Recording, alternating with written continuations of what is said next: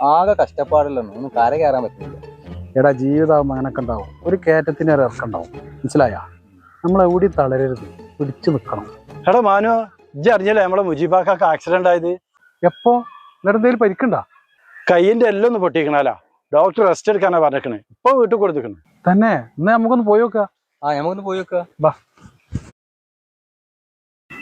ഇതെന്താ പറ്റി മുജിബാക്ക? ഒന്നും പറയണെന്ന മാനോ. ഇന്നലെ അങ്ങാടി സാധനം മേടിക്കാൻ പോയതാ. തിരിച്ചു പോരുമ്പോ ഒരു ബൈക്കാരൻ വന്ന് ചാമ്പി.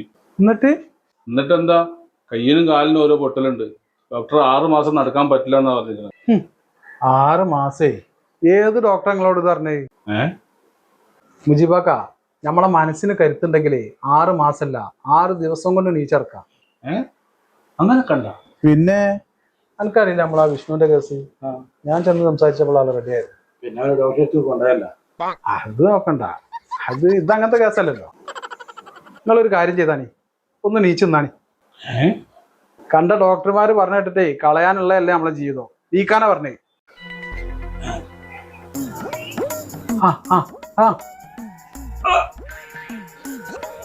എന്തായിപ്പോ?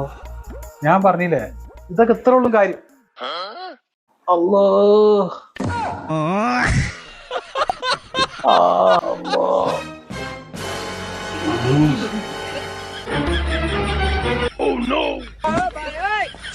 ഇജ്ജ് എന്ത് പണിയാണ് ചങ്ങായി കാണിച്ചേ?